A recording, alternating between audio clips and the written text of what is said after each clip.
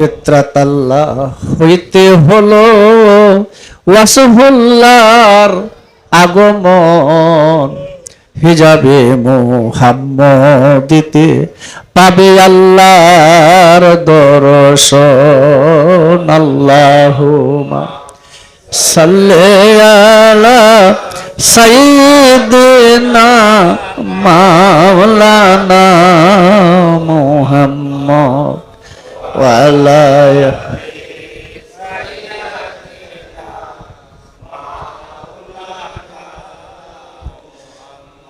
আলহামদুলিল্লাহ। আল্লাহ পাক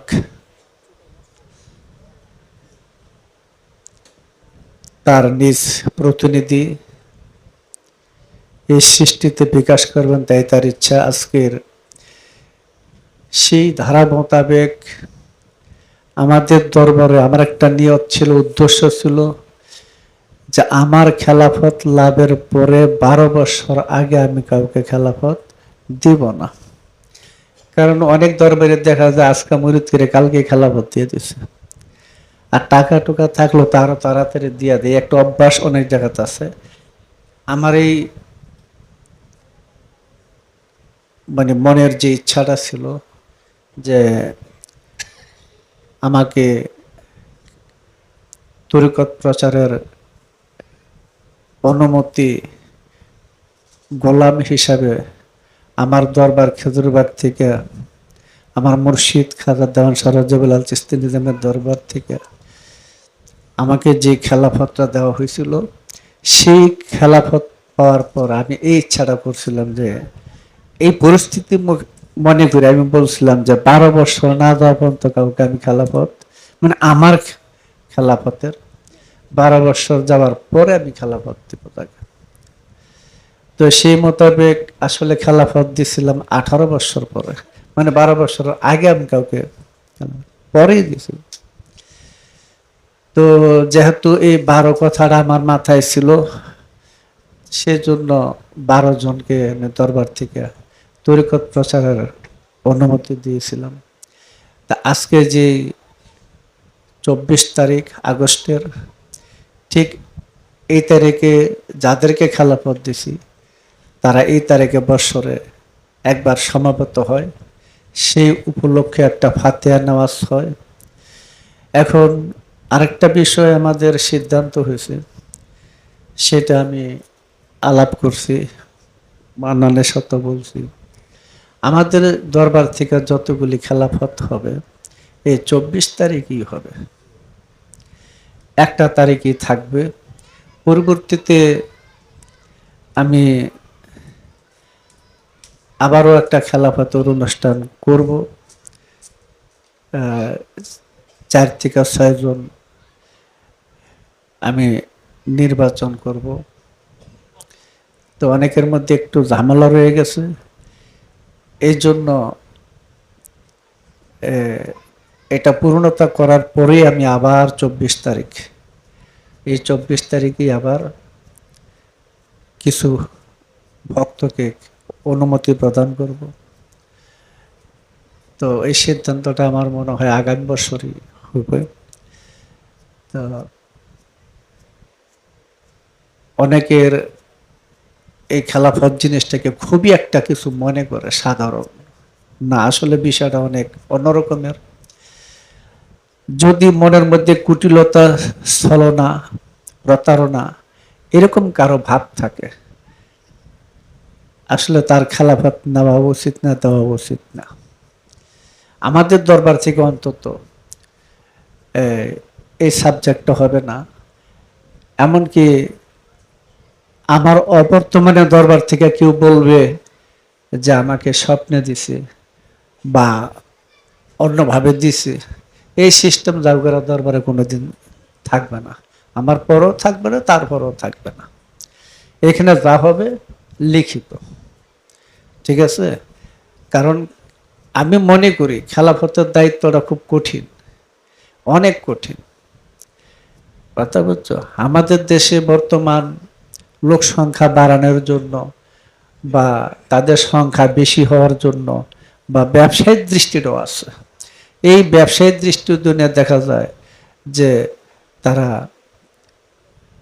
খেলাফতের নিয়ম নীতি ভঙ্গ করে তারা মানুষকে খেলাফত দেয়। কথা বলছো, অন্তত বিশ্বাস ভক্তি আদব নম্রতা সহকারে তার ইয়ার ভিতরে, বিশ্বাসের ভিতরে কোনো একটু দাগ না দিয়া, বিশ্বাসের ভিতরে কোনো মানে জটিলতা সৃষ্টি না করিয়া, বা সুন্দর নির্মল পবিত্র বিশ্বাসটুকু যার মধ্যে আছে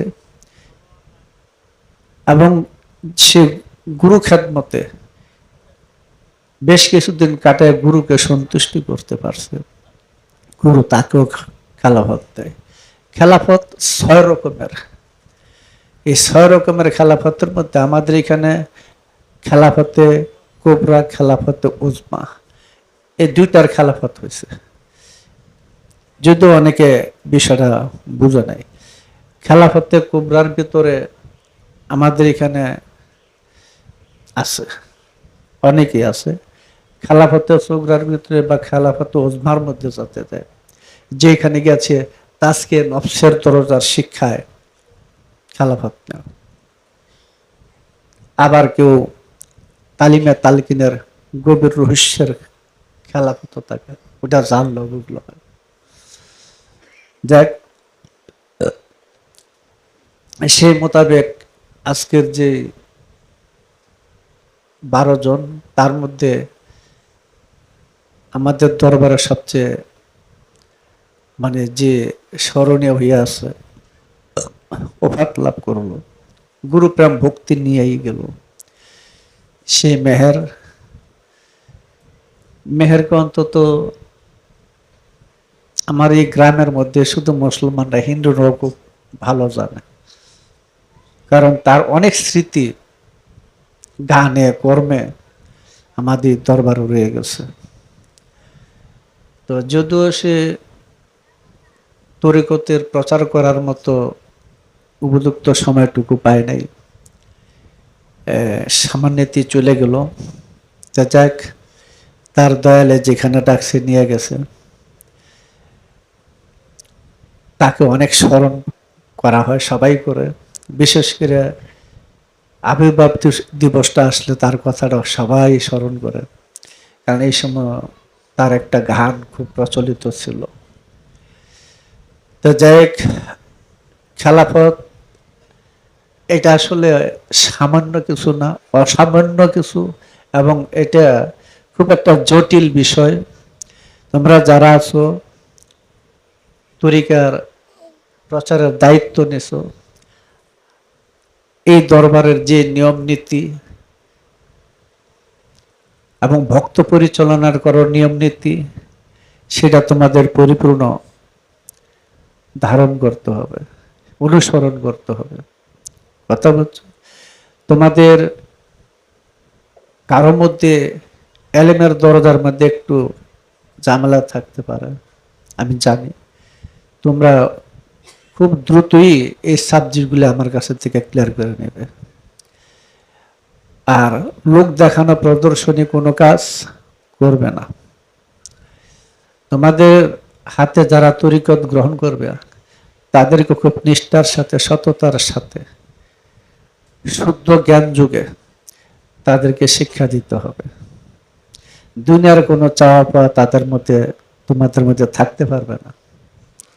কি বুঝছি বুঝছো? ভক্তবৃন্দ যারা আছে, পীর মুর্শিদকে বিভিন্ন কিছু নজরানা দেওয়ার রেওয়াজ রীতি সেই আদিকাল থেকে চলে আসছে, হযরত আদম থেকেই চলে আসছে। এই বিষয়গুলা যুগে যুগে নবীদের ছিল, উলিয়া উলিয়াদের মধ্যে প্রচলন আছে। তারা সন্তুষ্ট চিত্তে যা কিছু পেশ করবে তা তোমরা গ্রহণ করবে। গাউসে পাক বরফির আব্দুল কাদের জিলানী তার ফাতহুর রব্বানী ফাইজুর রহমান কিতাবের মধ্যে বলছেন, তার ভক্তদেরকে বলছেন, মনে করো না তোমরা আমাকে কিছু দাও না, আল্লাহই দেন, তোমাদের মাধ্যমে দেন। ঠিক আছে? এটা কাজী এই বিষয়টা তোমরা একটু সতর্কতার সাথে চলবে, গ্রহণ করবে। যেখানে হাত পাতা হয় সেটা বিজ্ঞা, বুঝছো না? তোমরা তো তোমাদের নামের সাথে শাহ যুক্ত হয়েছে, শাহ কিন্তু সাধারণ কথা না। এখন তো যে খুশি হয় শাহ লাগায় থুয়ে দেয়, বুঝো না? শাহ যেন একটা ব্যবসায়িক পণ্য হইয়া দাঁড়াইল, কিন্তু বিষয়টা অনেক জটিল, অনেক। আব্দুহু পর্যায়ে না পুষলে অথবা রুহ ইনসানের জগৎটা অতিক্রম না করলে বা ওই জায়গার মধ্যে না পুষলে তাকে শাহ উপাধি দেওয়া হয় না। কাজে তোমাদের শাহ উপাধিটা কিন্তু একটু দৃষ্টি রাখবে। এটা কিন্তু সামান্য কথা না, এটা বিশেষ একটা কিছু। এটা কিন্তু ইমাম হুসাইনেরও উপাধি। খাজা গরিবে নওয়াজ বলছেন শাহ আস্ত হুসাইন, বাদশাহ আস্ত হুসাইন, দিন আস্ত হুসাইন, দিন পানা আস্ত হুসাইন, সরদাদ ওয়া নাদাদ দাস্তে দাস্তে ইয়াজিদ হক বনায় লা ইলাহা আস্ত হুসাইন। ইমাম হুসাইনকে খাজা গরিবে নওয়াজ, শাহ আস্ত হুসাইন, বাদশাহ আস্ত হুসাইন, ধর্মের সম্রাট হুসাইন, ধর্মের বাদশাহ হুসাইন, ধর্ম হুসাইন, ধর্মের আশ্র হুসাইন। তিনি এজিদের কাছে মাথা দিলেন তবু হাত দেননি।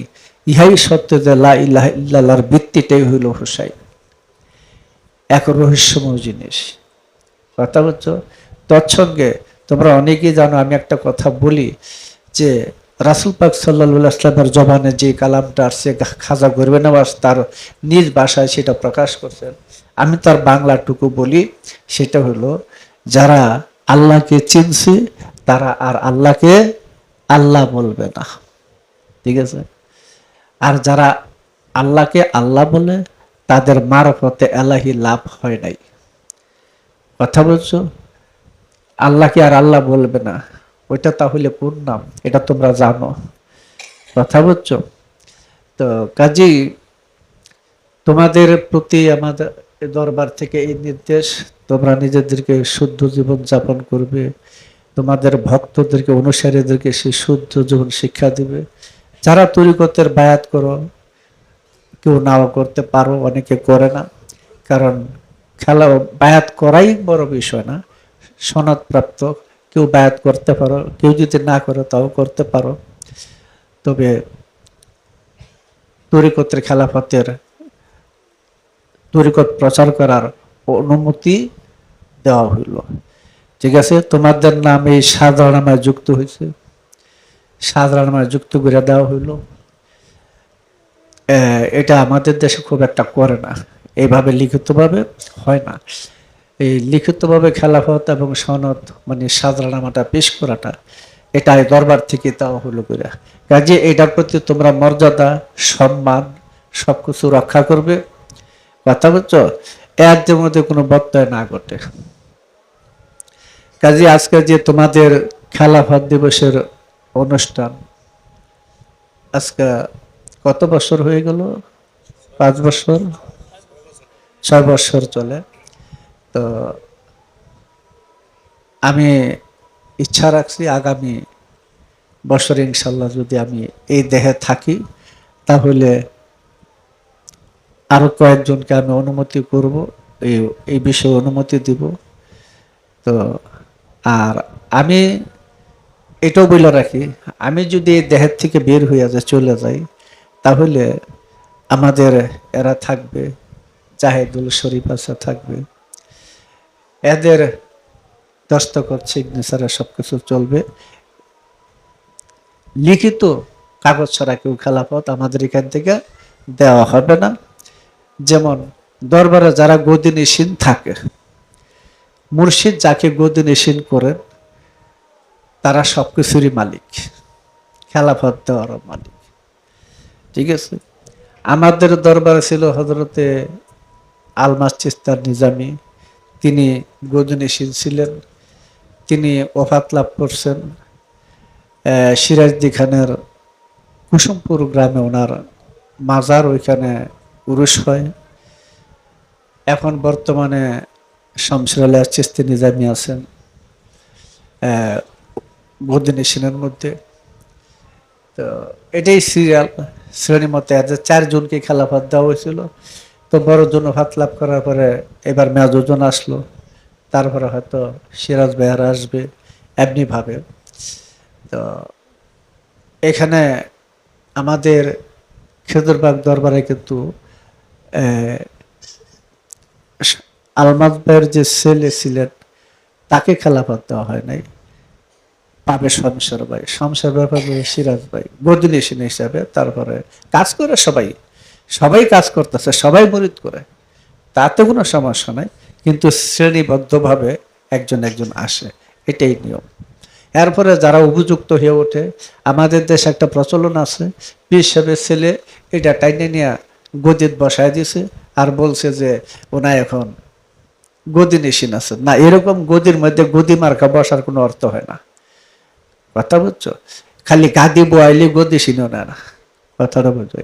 তার কিছু থাকতে হবে, তার সেই জ্ঞানটা তার থাকতে হবে, তারকে তরিকার বোঝানোর মতো তার পদ্ধতি থাকতে হবে না। পীরের ছেলে পীর হয়, এটা খুব একটা ব্যাখ্যাপা জিনিস, কিন্তু পীরের ছেলে পীর হইতে পারে যদি ওই জ্ঞানটা তার থাকে, ওইটা পরিচালনা করার জ্ঞান বা শিক্ষা দেওয়ার যে মূল জ্ঞান সেটা যদি থাকে। না হইতে ওই হিন্দু ধর্মের ব্রাহ্মণগণ মতো হইয়া যায়, ব্রাহ্মণের ছেলে ল্যাংরা লুলা কানা যেটাই হোক সে হয়ে যাবে ব্রাহ্মণ, এটা ঠিক না। ব্রহ্মজ্ঞান যার মধ্যে আছে সে ব্রাহ্মণ, কথা বলছো? জাতিগত গোত্রগত ব্রাহ্মণ এটা ধর্মের স্বীকৃতি নাই। ব্রাহ্মণ হলো সে যে ব্রহ্মজ্ঞানের অধিকারী, সে যেই হোক, যদি নিজ বংশের মধ্যে সেই জ্ঞানটা না থাকে সেও ব্রাহ্মণ হইতে পারবে না, সেও গুরু হইতে পারবে না। তাই আমাদের এই তরিকত জগতের মধ্যে আমরা জানি যে খেলাফত জিনিসটা কিন্তু আমরা কোরআন থেকে দেখি, ওয়াসকালা রাব্বুকুল মালাইকাতি ইন্নী জাইলুন ফিল আরদি খলিফা, নিশ্চয়ই আমি জমিনের মধ্যে একজন খলিফা জাইলুন করব। জাইলুন মানে হলো নির্বাচন করব, কথা বুঝছো?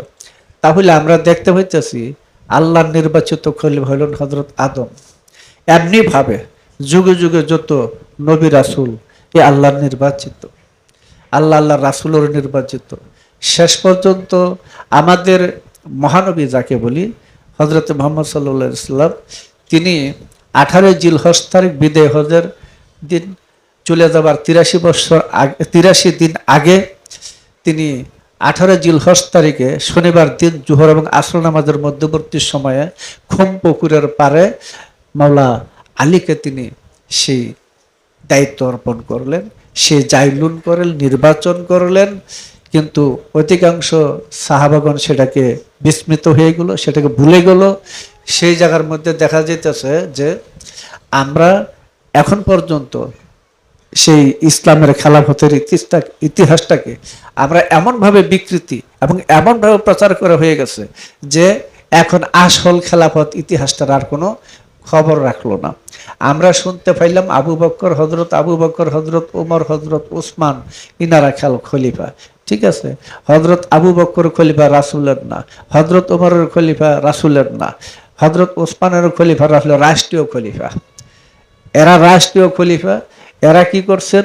রাসূলকে ব্যাক আপন রাইখে, রাসূলের লাশটা উপরে রাইখে তারা এটা ফালাইয়া বনি সাকিদার মধ্যে যাইয়া 3 দিন পর্যন্ত দারিদ্রা টানাটানি কিলাকিলি গুতাগুতি করিয়া শেষ পর্যন্ত হজরত উমরের একক প্রচেষ্টায় হজরত আবু বকরকে খলিফা নিযুক্ত করলেন।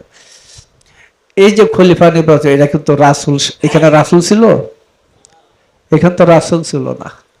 কাজে রাসূলের দ্বারা কিন্তু এই খলিফা নির্বাচিত হয় নাই। এই খলিফা নির্বাচিত হয়েছে হজরত উমরের একক প্রচেষ্টায়, আনসার গোত্রের 30 জন তাদের সম্মিলিত অবস্থায়।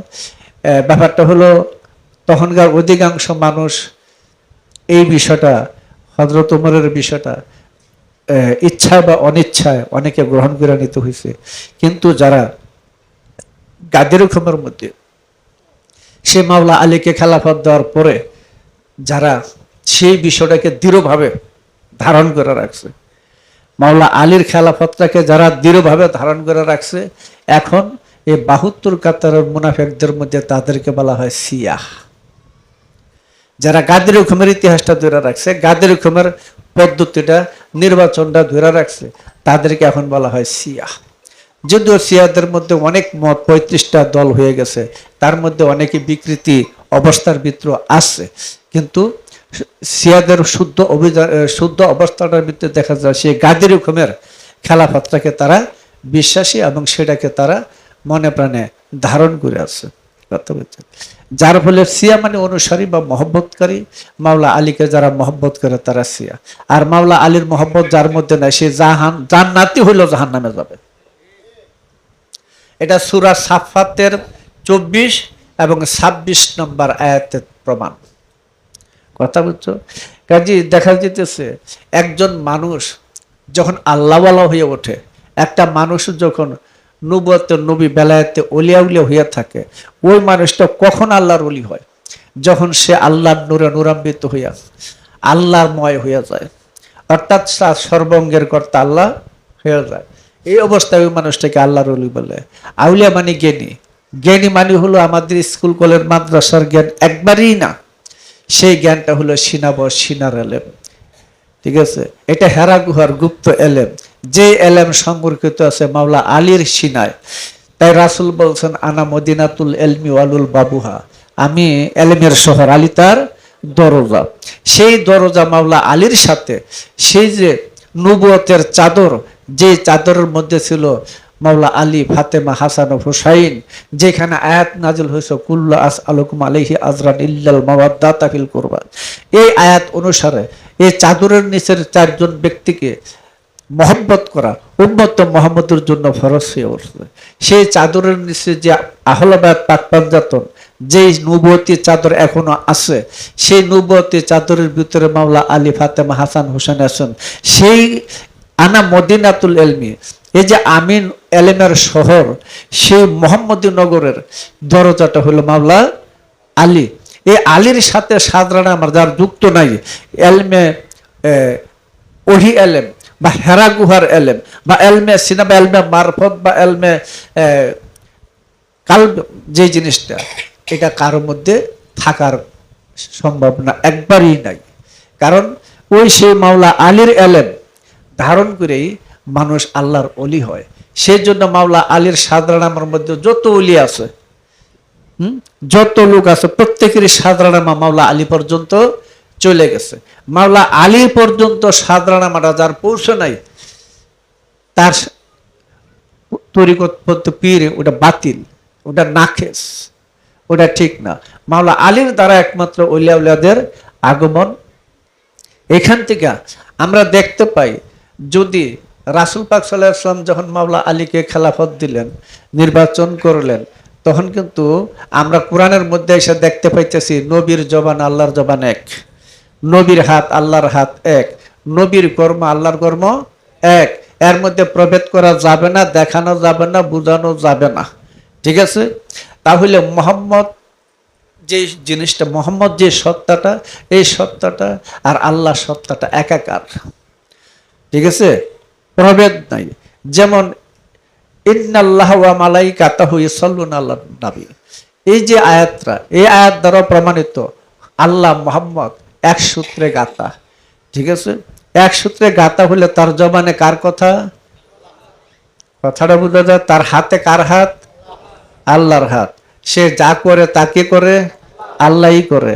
তাহলে এই যে মাওলা আলীকে 18 জিলহজ তারিখে রাসূল পাক সাল্লাল্লাহু আলাইহি ওয়াসাল্লাম 1 লক্ষ মুসলমানের সামনে বাবলা গাছে তাতে সামিয়ানা টানাইয়া সেইখানে তাকে এই খেলাফত বা রাসালাতের দায়িত্ব তাকে দিলেন, এটা কে দিছে? আল্লাহ দিয়েছেন না? হ্যাঁ, মোহাম্মদের সত্তাটা তো আল্লাহ সত্তার একাকার হয়ে গেছে। কারণ ওয়ামাইনতুকু আনিল হাওয়া, মোহাম্মদ নিজের ইচ্ছাতে কিছু বলেন না, তাহলে বলে কে?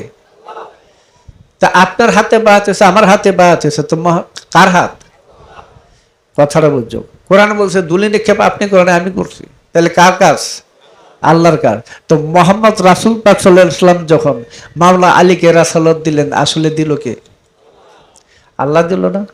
হ্যাঁ, কাজী যুগে যুগে একজন আল্লাহ পরিষদের মানুষ দ্বারা, আল্লাহ পরিষদের লোক দ্বারা, ঠিক আছে, এই খেলাফত প্রচলন হবে, থাকবে।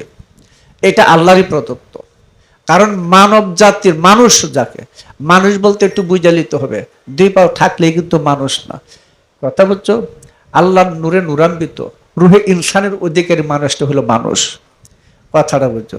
কাজেই যুগে যুগে পাক মানুষের মাধ্যমে আল্লাহ নিজেই, অন্যভাবে কিন্তু আলোচনা অনেক হয়। কথাটা বুঝো, এই জায়গাতে একটু বলি, মানুষের আদি ঠিকানাটা কি? মানুষের এই সৃষ্টিতে এই মানব রূপে আসার আগে তার নাম কি? কথাটা বুঝো। তার আদি পরিচয়টা কি? কোথায় ছিল? গঞ্জমক্ষিতে ছিল। কি নামে ছিল? আল্লাহ। আল্লাহ নূর, অদৃশ্য নূর। দৃশ্য কি করলো কিভাবে? মাসালু নূরিহি কামিশকাতিন ফিহা মিসবাহুন। এই কামিশকাতিন ফিহা মিসবাহুন হলো একটা পরিশুদ্ধ মানব। কথা বুঝছো? তাহলে আল্লাহর রূপ, আল্লাহর সুরত, আল্লাহর আকৃতি, রং, চেহারা একজন শুদ্ধ পরিশুদ্ধ নূরে নূরময় বা নুরুন আলা নূর বা ওয়াজিবুল উজুদ এমকানে মিলন অবস্থায় আল্লাহর সুরত প্রকাশ পায়। ঠিক আছে? তাহলে এই যুগে যুগে আমরা যাকে বলি আল্লাহ পরিষদের মানুষ বা নবুয়তে নবী রাসূল, বেলায়েতে ওলিয়া উলিয়া, ওলিয়া উলিয়া যারা তারাই হলো রাসূল। যারা ওলিয়া আল্লাহ এখন বলতেছে রাসূল কিন্তু তারা। কারণ কোরআনের ভাষা মতো ওয়া খাতামার রাসূল কথা পাওয়া যায় না। যুগে যুগে কওমে কওমে কওমের ভাষায় রাসূল প্রেরিত। বুঝো নাই? কাজী এই যুগে যুগে একজন আল্লাহ পরিষদের মানুষের দ্বারা এই খেলাফত প্রচলন থাকবে। কথা বুঝছো? যার ফলে এটা ধারাবাহিকভাবে সাধারণামায় চলে আসতেছে যুগে যুগে। এটা আমাদের দরবারও হয়ে গেল। তবে ইনশাল্লাহ আমি আগামী তো আরো কিছু কাজ করবো এই খেলাফত। এটা তো হলো খেলাফত তোমাদের অনুষ্ঠান। তোমরা এই দিনে খেলাফত লাভ করছো, তোমরা এটা করছো, তাই না? কিন্তু দেওয়ার অনুষ্ঠান না। তো দেওয়ার অনুষ্ঠানটা ইনশাল্লাহ আগামীতে করব। কিছু ভক্ত আমার টার্গেট আছে, দেখি কিছু সমস্যা রয়ে গেছে, এটার মধ্যে দেখি কি পরিস্থিতিটা দাঁড়ায়, তারপরে শুরু করে। কথা বুঝছো? কাজে তোমরা যারা বায়াত করতেছে এখন, এই বায়াতটার জন্য আমাদের মূল দরবারের নিয়ম নীতি অনুসারে হয়, কর্মটাও যেন মূল নিয়ম নীতির অনুসারে হয়, এটা তোমাদের প্রতি আমার নির্দেশ। এমন কোনো কাজকর্ম করবে না যাতে দরবারের বদনাম হয়, তাহলে তোমরাও কিন্তু হারানি যাবে।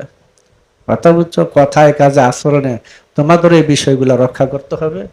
আরেকটা বিষয় তোমাদেরকে বলি, সবারই বলি, এই কথাটা সবারই বলি, আমি লক্ষ্য করি বিষয়গুলা, তোমরা অনেক সময় খেয়াল করো না। তোমরা যারা এই দরবারের ভক্ত মুরিদান আছো, একজন আরেকজনের সাথে দেখা হইলে একটু সৌজন্য ভাব ব্যবহার করবে। আমি কিন্তু লক্ষ্য করি এটা কিন্তু তোমরা করতে পারো না অনেকে। কথা বুঝছো? একজন আরেকজনকে খুব আদব শ্রদ্ধার সাথে সম্মানের সাথে গ্রহণ করে নিও।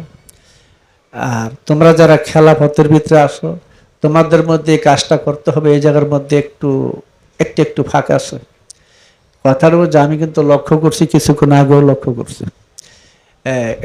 কারণ আমার কাজই তোমার ফুঙ্কানো ফুঙ্কানো লক্ষ্য করবো তোমরা কি করো। কথা বুঝছো? কাজী তোমরা নিজেরা কখনো অহংকার গৌরবের ভিতরে আনো না। যারা তোমাদের সবাই আছে, সব এমনও কিন্তু আছে খেলাফতের যোগ্যতা অনেক লোক এমন আছে, কিন্তু খেলাফত দেওয়া হয় না, কারণ তার বর্ণনা বলার সিস্টেম ঠিক হয় নাই। কথা বুঝছো? এমন আছে মেয়েদের মধ্যে অনেকে আছে খেলাফতের যোগ্যতা রাখে, এটা সনদ, কিন্তু তাদেরকে তো খেলাফত দেওয়া হয় না। কথা বুঝছো না? এটা বৈষ্ণব ধর্ম, বৈষ্ণব শাস্ত্র আছে তাই। তো এই জন্য মনে করে এই বিষয়টা তোমরা নিজেদের মধ্যে একটু খেয়াল করবা। তোমরা যে একে অন্যের সাথে দেখা সাক্ষাৎ করো, একে অন্যের সাথে কথা মানে প্রথম যে দর্শনটা, এটার ভিত্তিতে একে অন্যের সাথে আদব নম্রতা পেশ করবে এবং একে আদবের সাথে প্রত্যেকের কুশলা দিয়ে তোমরা আগে জিজ্ঞাসা করে তারপরে কথা বলবে। এটা তোমাদের প্রতি এই নির্দেশ, এটা যারা অন্যরা আছে তাদের প্রতি এই নির্দেশ থাকতে হবে। অর্থাৎ তোমাদের মধ্যে এমন একটা পরিস্থিতি তোমাদের সৃষ্টি করতে হবে যে তোমাদের মধ্যে যেমন সবাই যেমন এক ভাই এক বোন হয়ে গেছে, এটা তোমাদের সৃষ্টি করতে হবে। তুমি কি না চিনো তার সুন্দর একটা পরিচয় লিও, কোথায় বাড়ি কি বিষয় এটাও নিবে। কথা বুঝছো? এই সাবজেক্টটা আমাদের দরবারে আমি সবচেয়ে পছন্দ করি। আরেকটা বিষয় হলো, আমি যখন মানে খেলাফত পাইছিলাম তখন কিন্তু আমার মাথাতে একটা চিন্তা ছিল। সেই চিন্তাটা হলো আমি ভক্তদের মধ্যে একটা মুসল্লি সমাজ গঠন করব। সেই মুসল্লি সমাজটা হলো প্রত্যেকেই গুরু প্রেম ভক্তি নিয়ে, প্রত্যেকেই গুরু প্রেম ভক্তি নিয়ে সুন্দর মনে, হ্যাঁ, এই একে অন্যের সাথে জড়ায়া থাকবে। যেখানে কোনো হিংসা বিদ্বেষের বা কোনো অহংকার অহমিকা গৌরবের কোনো চিহ্ন পরিচয় থাকবে না। কথাটা বুঝছো? আমি যে একটা গান লিখছিলাম, আমায় নিয়ে চলগো তোরা মানুষের দেশে, আছে না? এটা কিন্তু আমার মনের কথা। আমি কি বুঝি না মানুষের দেশ কোথায়? কথাটা বুঝো, এই কেন লেখলাম, কথা বুঝছো? এটা সবার জন্যই লেখা এই গানটা। কথাটা বুঝছো? সে মানুষত্বের দেশে যখন যাবে তোমাদের ভাষা সুন্দর হবে, তোমাদের ভাষার মধ্যে নম্রতা আসবে, তোমাদের আদব ব্যবহারটা খুব সুন্দর হবে এবং তোমাদের ভিতর থেকে নূর প্রকাশিত হইতে শুরু করবে, আদবের নূর প্রকাশ হইতে থাকবে। কথা বুঝছো? এই বিষয়গুলা তোমরা সবাই খেয়াল করবে। সবাই সবার সাথে সুন্দর একটা কুশলাদি ব্যবহার করবে, সুন্দর একটা আচরণ করবে, যেন সবাই তোমাদের কথা সবাই বলে। আজকে মনে করে কোনো এক জায়গায় গেলা, তোমাদের সাথে যদি একটি কেউ বেয়াদবি করে, তাহলে হচ্ছে সারা দিনই তোমার কষ্ট লাগবে, লাগবে না? আর যদি কেউ তোমাদের সাথে বাইরে কোনো যাওয়ার পরে কেউ যদি সুন্দর একটা ব্যবহার দেয়, ওইটা কিন্তু ঘুরে ঘুরে সবার কাছে কইতে থাকবে। তা তুমি যে ব্যবহার আশা করো সেই ব্যবহার তুমি আরেকজনের সাথে করো। কথাটা বুঝছো? কাজে একটা জিনিস খেয়াল করে দেখো, নামাজ রোজা হজ যাকাত দিয়ে কোনো দিন আল্লাহর ওলি আল্লাহ হবে না। ওলি আল্লাহ হবে দূরের কথা, ওটাও হবে না। কথা বুঝছো? এই যে বলছিলাম পরশুদিন যে ফজলুর রহমান মুন্সি মেশকাতের অনুবাদ করছেন, ওনার ওহাবি মানুষ, তো ওনার মেশকাতের মধ্যে এমন একটা কথা বলছে যে নামাজ রোজা দিয়ে ওলি আল্লাহ গাউস কুতুব আবদাল তৈরি হয় না, ওইটার জন্য আলাদা একটা এলেম আছে। ওহাবি মোল্লা হয়ে এই কথাটা বলতে পারছে। তাই বলি যে তোমরা যদি আল্লাহ নূরের প্রকাশ ঘটিতে চাও, তাহলে দুনিয়ার উপরে মনটা রাখো, দুনিয়ার উপরে বিষয় বাসনার উপরে মনটা রেখে তুমি আদব নম্রতায় ডুব দাও। যে পর্যন্ত আদব নম্রতায় ডুব দিতে না পারবে সেই পর্যন্ত তোমার ভিতর থেকে নূর প্রকাশ হবে না। আর তোমার ভিতরে নূর থেকে থাকে তাহলে আরেকজনে তোমার প্রশংসা করবে। বুঝছে কি বেশি? হ্যাঁ, আরেকজন তোমার প্রশংসা করবে। বললাম না অনেকদিন আগে মারা গেছে বড়জনের মুরিদ সাদেক, ভালো ছিল, তো ওনার চলে গেছে। ওনা একবার সিলেট গেল ওনার বড় বোনের বাড়িতে, ওইখানে একটা মাজার আছে, সেই মাজারে ওনায় গেল। যাওয়ার পরে মাজার যে খাদেম, হ্যাঁ যে কি করবো হ্যাঁ ঠিক করতে পারতেছে না, জোর হাসতে গিয়ে মাজারের মধ্যে বসে রয়েছে, বইয়া বলতেছে দয়াল আপনার দরবারে একজন মেহমান আছে, আমি কি দিয়া তার সেবা দিই। মানে হ্যাঁ কান্না করতে শুরু করছে। কথাটা বুঝো, কান্না করতে শুরু করছে মাজারে এভাবে জোর হাসতে দাঁড়ায়। তখন এখান থেকে কিছুক্ষণ কাটায় তিনি উঠতে গেলেন, ঘরে গিয়া যা পারছে একটু সামান্য হেরে দিয়া যে একটা ব্যবহার হেরে দিছে। কথা বুঝছো? আজ পর্যন্ত শুধু হ্যাঁ বলো না, আমিও বলি। কথাটা বুঝছো? তো তোমাদের মধ্যে হালটা সৃষ্টি হয় কিনা দেখো তো। আমরা তো গেছিলাম রাজ্জাকের বাড়িতে, তার সেবাটা দেখো তো কত সুন্দর, হ্যাঁ, কি সিস্টেমের দিয়া। কিন্তু একটা কথা বলছিল সেজদা তাজিম দিয়া, সেটা হলো সেবা ত্রুটি মার্জনীয়। বুঝছো কি কইছে? মানে এই সেবাটা দিতে গিয়ে যে ভুলটা যদি হইয়া থাকে এটা যেন মাফ করা হয়। আজকে তার কথাটা আমি কেন বললাম, বিষয়টা আমার কাছেও ভালো লাগছে, যদিও আমি এরকম পরিবেশ অনেক দেখছি, তোমরা তো দেখো নাই, তাই তার কথাটা আমার স্মরণ হইল। কথা বুঝছো? তার ওয়াইফ স্ত্রী আমার মেয়ে, কথাটা বুঝো। এটা কিন্তু ওইখান থেকেই হয়ে গেছে। এখন এই যে কথাটা বলা হলো, তোমরা এই জায়গা চলে যাও, অহংকার গৌরবের ভিতরে যাও না। তোমরা খেলাফত পাইছো মনে করো না বিশাল কিছু অহংকার বিকাশ যাবে, এটা যেন কখনো না আসে। তোমরা আদবের দরজায় ডুব দাও, তোমার মনের মানুষ তোমাকে আকাশে উঠাই নিবে। তুমি নিচে যাও, হ্যাঁ উঠাইবে। তুমি যদি উঠতে যাও সেটা বাই দিবে। কথা বুঝছো? এই কথাটা সবার প্রাণী থাকতে হবে। এখানে রাধা বল্লভের একটা কথা মনে পড়ে, তিনি বলছিলেন, প্রেম সুহাগে কাছে নিও প্রিয়া কিংবা প্রিয়জন, প্রাণ বল্লভ গোবিন্দ্র জ্ঞানে দিও তার আলিঙ্গন। সাবধান, তুমি যে মহানাকা করছো, কোলাকুলি করছো, জড়ায় ধরছো তোমার এক ভাইকে, তুমি প্রভু জ্ঞানে দিও। তোমার ওই যে সেই মুর্শিদ জ্ঞানে, মুর্শিদ রূপে, মুর্শিদ হালবাব নিয়া তুমি এই কাজটা করো। এক ভাই আরেক ভাইকে দেখলে মনে হলো যেন আমি আমার গুরু দর্শন পাইছি, কারণ গুরুর স্পর্শ তো তার মধ্যে আছে, হোক সে জ্ঞানে, হোক সে হাতে, হোক সে তাজিমে আছে। কারণ যখন আলাউদ্দিন সাবিরি সাহেব, এটা তো তোমরা দেখেইছো, দেখছো না? এই সাবিরি সাহেবের একটা ঘটনা আছে, সেটা হলো তিনি কিন্তু কালিয়ারে যখন গেছিলেন তখন কিন্তু একটা গেরুয়া ফতুয়া 3 পকেট বিশিষ্ট আর একটা গেরুয়া লুঙ্গি, বুঝছো না? এই পোশাকটা লিয়া তিনি কালিয়ার শহরে গেছিলেন খেলাফত লিয়া।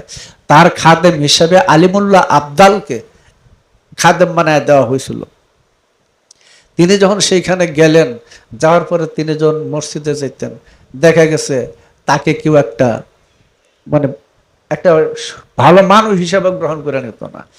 তখন আলিমুল্লাহ আবদাল দ্বারা বলছিলেন যে শেখ ফরিদউদ্দিন মাসুদ গঞ্জেশ্বর রহমতুল্লাহ এই সাবিরি সাহেবকে কালিয়ারের খলিফা নিযুক্ত করে পাঠিয়েছেন, আপনারা তার কাছে বায়াত গ্রহণ করবেন। তখন কিন্তু মসজিদের যা স্বভাব, মৌলবীদের যা স্বভাব আর কি, কারণ এদের মধ্যে তো সুস্থ জ্ঞান বুদ্ধি নাই অধিকাংশই, এরা অনেক রসিকতা টিটকারি করছিলেন। এইভাবে 1 বছর কাটাইলো, কেউ তাকে পাত্তা দিল না, শুধু একজন বৃদ্ধ মহিলার একটা ছেলে তার কাছে বায়াত হয়েছিলেন। কথা বুঝছো? এমনি ভাবে তিনি যখন একদিন মসজিদের সামনের কাতারে দাঁড়াইছিলেন, তখন এরা কি করছে, ওনারে গাঢ় দইরা মোটামুটি বেশ অপমান করে হেসরাইয়া মসজিদের বাইরে না দাঁড় করাইছে। কেন? ওই সামনের কাতারে 400 সরকারি উচ্চপদস্থ কর্মচারী ওইখানে নামাজে দাঁড়ায়, ওইখানে অন্য কেউ হ্যার তোলো, বড় বড় চুল, বড় বড় দাড়ি, মানে শুকনা শরীর, চাপা ভাঙ্গা, মানে দেখতে তো এক প্রকার আমাদের ভাষায় বলা হয় রাস্তার ভিক্ষুকের মতো দেখা যায়। কারণ আমাদের সমাজ তো অন্যভাবে ওলিকে বিশ্লেষণ করে, জুব্বা থাকবে, টুপি থাকবে, মাদ্রাসার এলেম থাকবে, তফসিরে জালালান তার পড়া থাকতে হবে, এই সমস্ত বাসে বানোয়াট যত কথা আছে আমাদের দেশের মোল্লারা দিতে ওলি আল্লাহর বিশ্লেষণ করে। কিন্তু তিনি তো সত্যিকারের ওলি, তাই তিনি এই গেরুয়া পোশাক লিয়া, এই শুকটা শরীর লিয়া রিয়াজ সাধনা করতে করতে তার শরীরটা শুকাই গেছিল। এইভাবে যখন গেছেন, তাকে তো পুনমতি ওলি বলে বিশ্বাস করা যায় না। কারণ একটা জিনিস কি, আমাদের মৌলবী সমাজের একটা অভ্যাস হলো, তাদের কল্পনার ভিতরে ভাসে যে জিনিসটা ওলি আল্লাহ নিয়া, সেটা হলো তার একটা ভালো একটা জুব্বা থাকতে হবে, একটা টুপি পাগড়ি থাকতে হবে, এবং সে মাদ্রাসার আলেম হইতে হবে, বুঝছো না? হ্যাঁ, মানে সুতার বহর যত রুদ্র হ্যাঁ বর্ণনা। তো এই দৃষ্টি দিয়ে তারা ওলি আল্লাহ বিশ্লেষণ করে। কথা বলছো? তো আলাউদ্দিন সাবিরি সাহেবের তো তার কিচ্ছু নাই, তিনি আলেমও না, তিনি তার মামা, তিনি তার মুর্শিদ হজরতে খাজা শেখ ফরিদউদ্দিন মাসুদ গঞ্জেশ্বর রহমতুল্লাহের দরবারে খাদিমি কইরা এবং এক পায়ে দাঁড়ায় ধ্যান কইরা জালালিয়া সৃষ্টি করিয়া তিনি এই সাধনায় বলে আল্লাহর ওলি হয়ে গেছেন। মাদ্রাসার এলেম দ্বারা কোনো দিন ওলি আল্লাহ হবে না। যে বিশ্বাস করে যে মাদ্রাসার এলেম দ্বারা ওলি আল্লাহ হবে, সে কোনোদিন মুক্তিও হবে না, আল্লাহর জ্ঞান সৎ জ্ঞানও পাবে না। যাক, এই সাবিরি সাহেবরে তখন এরা কি করছিল, অবদস্ত করছিল, নানান রকম টিটকারি রসিকতা করছিল মসজিদের মৌলবী আর মসজিদের সভাপতি। ওই যে 400 লোক সরকারি উচ্চপদস্থ এখানে নামাজ পড়তে এসে, আর ওনা একটা কেমন ব্যাখ্যা লোক এখানে এসে দাঁড়াই গেল, হ্যাঁ, গরিব মানুষ, ভিক্ষুক মানুষ, ওনার বলে কি আর খেলাফত দিচ্ছে? কে খেলাফত দিচ্ছে? ওনার তো অলির মতো দেখা যায় না, বুঝো না? ইত্যাদি ভাবনা করে ওনাকে নানান রসিকতার ভিত্তিতে অপমান করলো। তো যখন যেদিন তিনি সামনের কাতারে দাঁড়াইলেন, সেদিন কি করলেন, এই সভাপতি আর মোল্লায় দুইটাই মিল্লা ওনাকে গাঢ় ধরে এই ধাক্কাইতে ধাক্কাইতে বাইরে নিয়ে খাড়া করেছে, এই ওইখানে যাও, ওইখানে নামাজ পড়ি কেন, এখানে তোমার জায়গা না। তখন আলিমুল্লাহ আবদাল বলল, হুজুর আমাদের তো মসজিদে ভার করে দিছে। হ্যাঁ, আমাদের তো মসজিদে জায়গা হইল না, তো এক কাজ করো, বাইরেই যা নামাজ বিছাও। যা নামাজ বিছাইলো, তিনি নামাজে দাঁড়াইলেন। দাঁড়ানোর পরে যখন শুক্রবারের নামাজ ছিল, যখন সবাই রুকু দিয়া সেজদা দিল, তিনি দাঁড়ায় রইল, বলল, তখন তিনি বললেন যে হে মসজিদ, সমস্ত পৃথিবী তো সেজদা দিয়া পড়ছে, তুমি দাঁড়ায় রয়েছে কেন? তিনি কিন্তু সেজদা দেয় না, দাঁড়াই রয়েছে। সমস্ত পৃথিবীর মানুষ মুসলমান আজকে সেজদা দিয়ে রাখছে এই নামাজে, কাজে তুমি দাঁড়ায় রয়েছে কেন? এটা বলার সাথে সাথে মসজিদের ছাদরা একদম মাটির সাথে মিশে গেছে, এইভাবে পড়ছে। কথা বুঝছো? এইভাবে পড়ে গেছে। এখন এক বৃদ্ধ, তিনি কিন্তু দাঁড়াই রয়েছে এবং ওইভাবে তাকায় রয়েছে। এর বৃদ্ধ মহিলা এসে দূরে বলল, হুজুর আমার একটা মাত্র ছেলে আপনার ভক্ত, সে তো মসজিদের ভিতরে।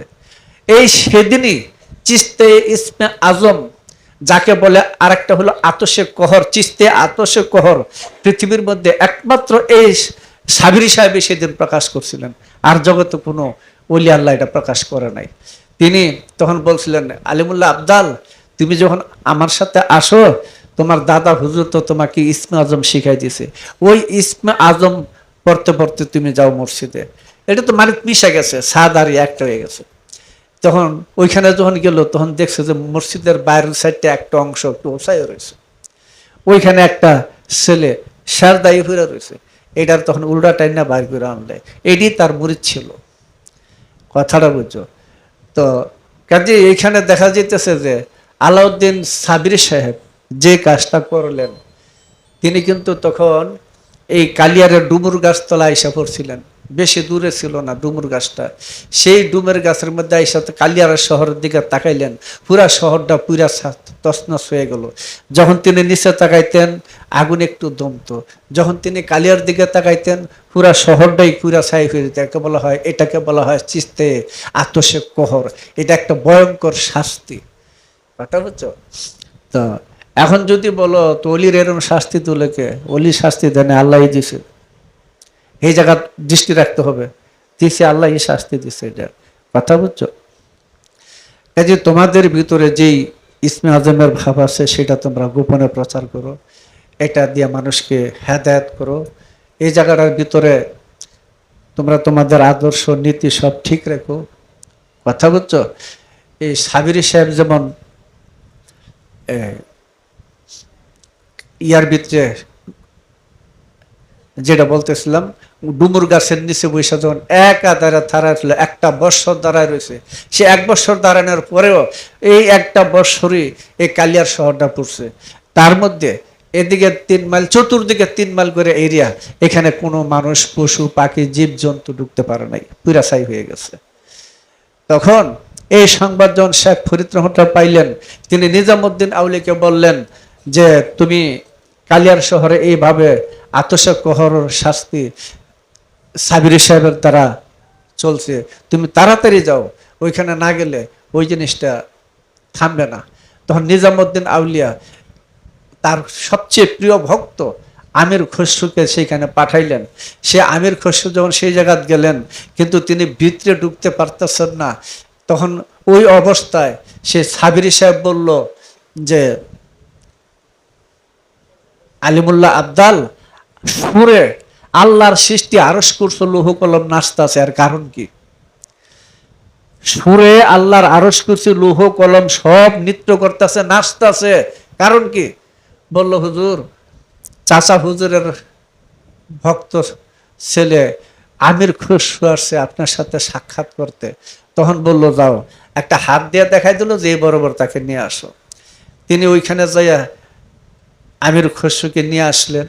আসার পরে তিনি যে দাঁড়াইছেন, বসতে পারেন না, তখন রক টান দিয়া সোজা হয়ে রয়েছে, তখন ওনার এই পাও চেপে চেপে চেপে চেপে শেষে একটু নরম করে বসাইছিল। বসার জন্য আবারও চাপ দিল, আস্তে আস্তে তিনি বসতে পারলেন। তখন তিনি বলল যে তুমি আমাকে দুইটা গজল শোনাও। সেইখানে তিনি তাকে গজল শোনেন। তাকে বলা হয় তোতায়ে হিন্দ, হযরত আমির খসরুকে। তিনি তখন কিছু গজল পেশ করলেন। তখন বলল যে আজকের থেকে 200 বছর পরে এখানে একজন ওলি আসবে, সে আসার পরে এই জালালিয়াতটা কেটে যাবে, আতশ কোহরের শাস্তিটা কেটে যাবে, কিন্তু তোমার গানের প্রভাবে তা অর্ধেক শেষ হয়ে গেছে। তখন তিনি যখন এখানে তার সাথে কথাবার্তা বললে, মানে নিজামুদ্দিন আউলিয়া রহমতুল্লাহর কথা বললে তিনি এখান থেকে উঠা যাবে, তখন তিনি বলতেছে, আলিমুল্লাহ আব্দাল, আমার ভাইয়ের সন্তান যে জায়গায় আসলো, ভাই তো জিজ্ঞাসা করবে আমি কি দিছি তাকে, দেখো তাদের অবস্থানটা কোন জায়গায়। ভাই তো জিজ্ঞাসা করবে আমি তারে কি দিছি, কিছু দেওয়াটা তো আমার সম্মান, এটা আমাদের নিয়ম, ঠিক আছে। তাদের পীর ভাইদের মধ্যে কি অবস্থা ছিল। তখন তিনি কিছু ডুমুর ফুল পাইলা, এখনো পাওয়া যায় ডুমুর ফুল, অনেক জায়গায় বিক্রি করে, আমার দেশে হয় না মনে হয়। তো এই ডুমুর ফুল পাইলা এই হযরত আমির খসরুর হাতে দিয়ে দিলেন যে আমার ভাইকে তুমি এটি দিও। তিনি এটা নিয়ে যখন দিল্লিতে গেলেন, যাওয়ার পরে নিজামুদ্দিন আউলিয়ার যে দরবারে বসা, ওইখানে আমির খসরু যাওয়ার সাথে সাথে নিজামুদ্দিন আউলিয়া দাঁড়ায় উঠলো।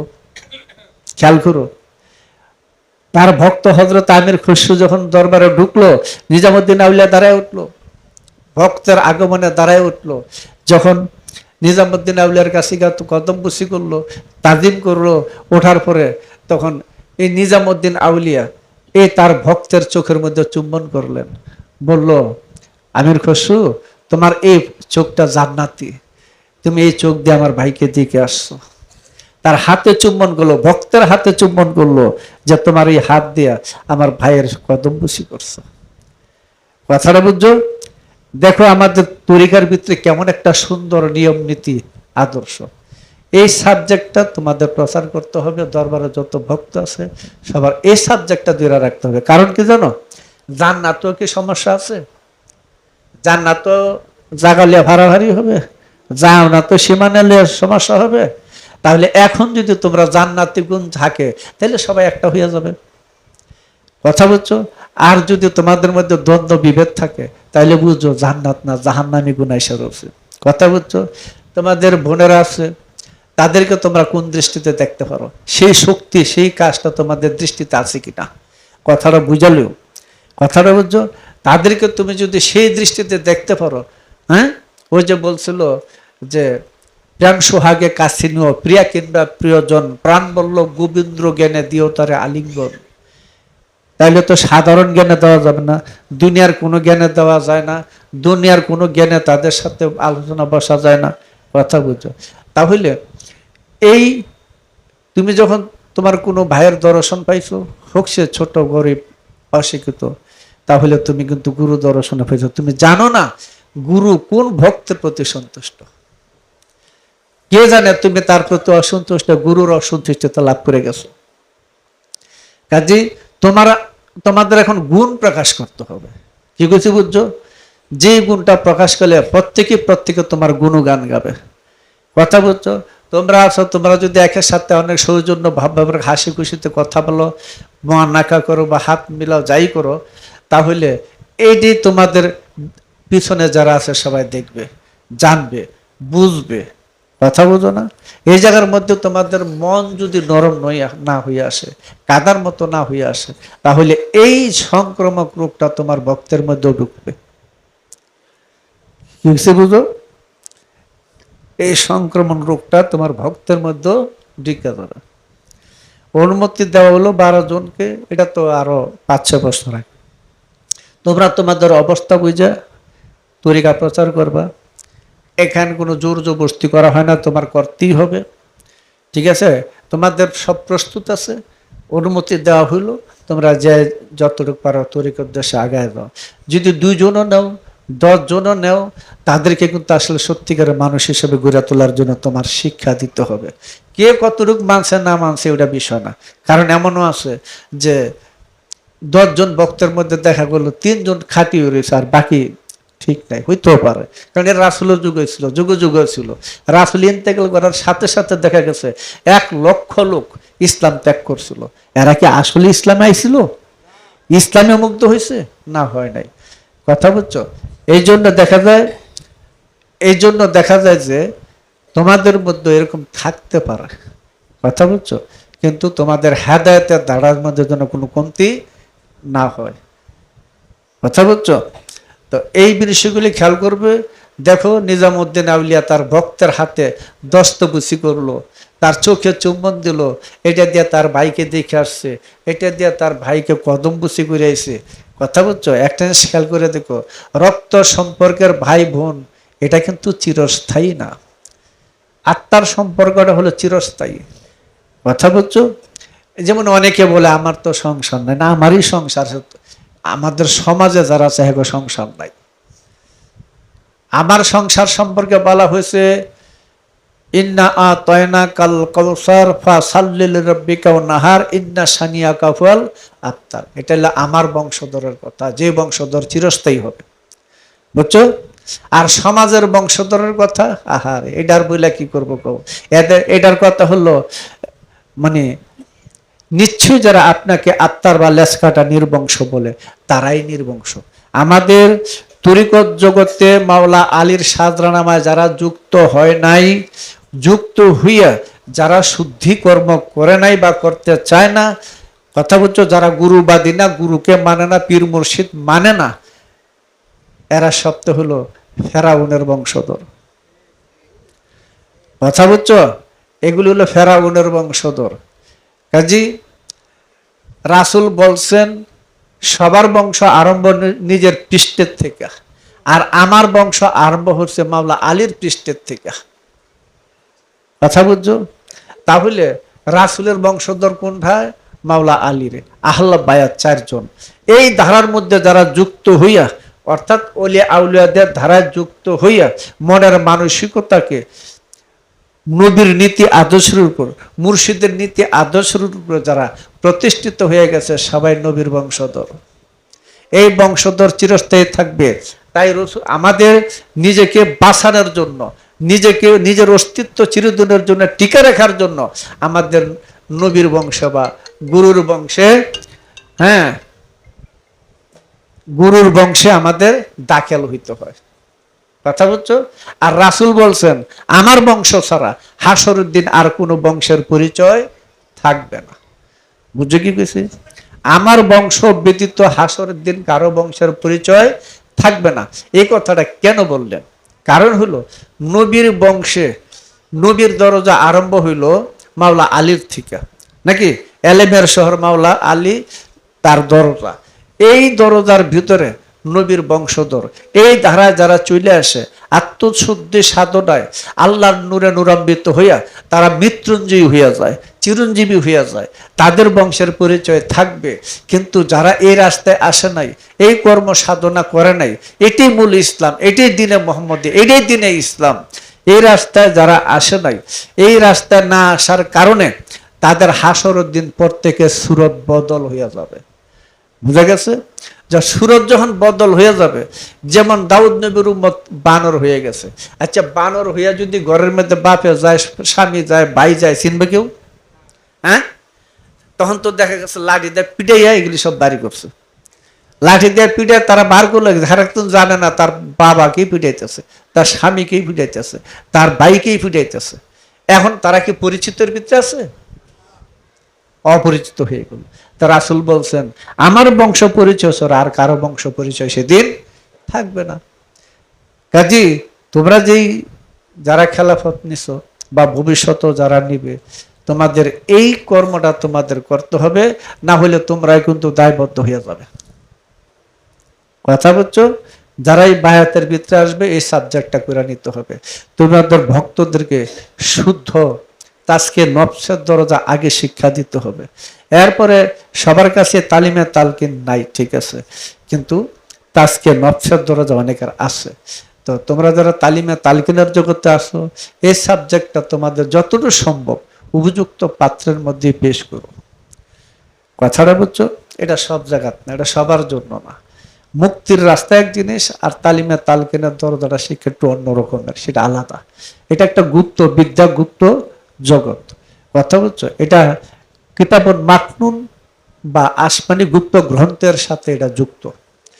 এজন্য আজকে যারা এখানে আসছো বসছো, তোমাদের প্রতি অনুরোধ, নির্দেশ রইল, এই আদেশ রইল, এই কাজটা তোমাদের চালায় যেতে হবে। আর মূল দরবারের সাথে তোমরা সবসময় মানে প্রত্যেকটা কাজে কর্মে তোমাদের সংযোগ রাখো, ঠিক আছে? কারণ এটা তোমাদের ভবিষ্যৎ, এটা তোমাদের ভবিষ্যৎ শিক্ষা। তোমাদের ভক্তরা এই শিক্ষাটা নিবে। কথা বুঝছো? তুমি যদি এখান থেকে ফাঁক সৃষ্টি করো, তাহলে কিন্তু খেয়াল করো তোমরা কিন্তু এই দেশে আসতেছো। কথা বুঝছো না? এটার দিকে তোমরা একটু বিশেষ গুরুত্ব দিয়েই কাজ করবে। তো তোমাদের মধ্যে অনেকের একটু অলসতা আছে, এটা কাটতে ওঠাও। অর্থ বড় বিষয় না, বিষয়টা মূল দরবারের সাথে তোমরা সংযোগ স্থাপন করে যার যা কিছু বুঝার জানার আছে। এখনো আমি আসি দেহে, এই দেহে আমি যতক্ষণ আসি ততক্ষণ তোমরা তোমাদের যা প্রয়োজন, যা জানার, তাই জানা নিয়া তোমরা পরিপূর্ণ হও। আর সবার সাথে তো আমি কথা বলতে আছি, এখানে আসলে 10-12 ঘন্টা সময় দিই, ঢাকা গেল অনেক সময় দিই। কথাটা বুঝছো? আমাদের বাংলাদেশে মনে হয় আমি যতটুকু সময় দিই একদিনে, কোনো পেশাব মনে হয় সারা বছর এতটুকু, সারা জীবন এতটুকু সময় দেয় না। এর জন্য আমাদের এই অবস্থার পরিপূর্ণ আরেকটা স্টেপ, এবার তো আমি কেউরে পাইলাম না, দেখি সামনে 5-7 জন আমি একটা টার্গেটে রাখছি, দেখা যাক। ঠিক এই তারিখেই তাদের কিছু একটু কোনো জায়গায় একটু ঘাটতি রয়ে গেছে, এই জিনিসটা দেখি এই 1 বছরের ভিতরে কি করে, কিন্তু কইরা উঠতে পারে তাইলে ঠিক আছে। তবে মনে করে অনেক কিছুই কিন্তু একটা মানে খেলাফত একটা যোগ্যতার সার্টিফিকেট। কথা বুঝছো? খেলাফত নির্বাচন করার যোগ্যতার মানে সার্টিফিকেট। এই যোগ্যতার ভিতরে থাকতে হবে, আসতে হবে। এটার মধ্যে শিক্ষিত অশিক্ষিত নাই, কারণ এলমে মারফত এই জগতের শিক্ষা দেওয়া হয় না। এটা গুরুর মুখের কালাম থেকে আসে, ভক্তের করণের শ্রবণে দিল জগতের ভিত্তি সেটা যখন আলোক সৃষ্টি করে ওঠে, তখনই সেই মানুষটা তরিকতের দেশের উপযুক্ত হয়ে ওঠে। আজকে তোমাদের এই অনুষ্ঠান আজকে এখানে সমাপ্ত রাখি। শেষ করবো? হ্যাঁ, আরো আলোচনা। তো তোমাদের পূর্ববর্তী অংশটা চালাইতে পারবে না? 9:15 কথা বুঝছো?